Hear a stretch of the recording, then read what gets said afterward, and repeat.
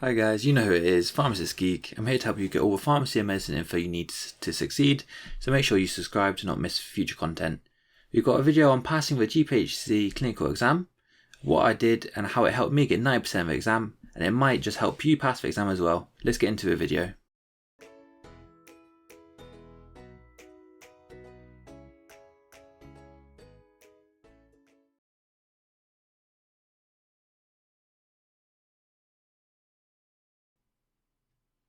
I would say to people just starting their pre-reg years, immerse yourself in the world of pharmacy.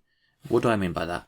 Well, from literally day one, even if it wasn't revising, I'd be reading the pharmaceutical journal, chemist and druggist articles, reading through pharmacy group chats.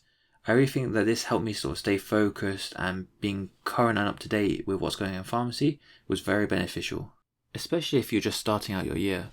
I did find that I would read an article and then in a way it would lead on to revising. I'd read something interesting and I'd be like, okay, let me know more about this. So I think it is definitely a worthwhile thing to do.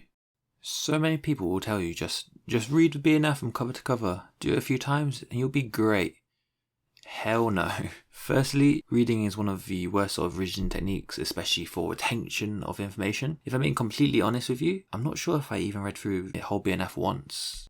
Don't get me wrong though, this doesn't mean it's not helpful. I would definitely know where to find things, know where specific information is, if it is important to read over certain things. What I'm really trying to say though, is I think this mindset of just reading with BNF is really old fashioned and really isn't effective. You've been through uni, you've been through 4 years worth of exams, plus everything before that. You should know probably by now what exam techniques, what revision techniques work for you.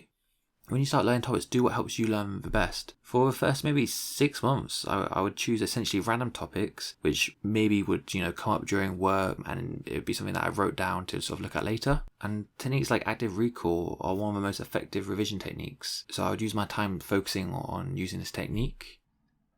Moving on, I would definitely recommend doing a few mocks, probably starting from the end of January. Regardless of if you do well or not, it's the experience of sort of getting it in exam conditions which matters the most. I'm not going to lie to you, sort of time-wise, especially with maths exam, it's very, very tight. My first mock was the start of February. I missed about 8 questions, maybe even more, because I ran out of time. In the end, I did about 4 mocks in total, and I felt this really prepared me for what it would be like in the exam. But guys, really don't worry about your scores initially. That's not the most important thing. The first clinical paper that I actually passed, I think, was the end of April. The exam is meant to show you that you're ready to be a pharmacist. Not many people should really have the knowledge after 6 months of training. Whatever you get right, that's at least a lot of stuff that you did know.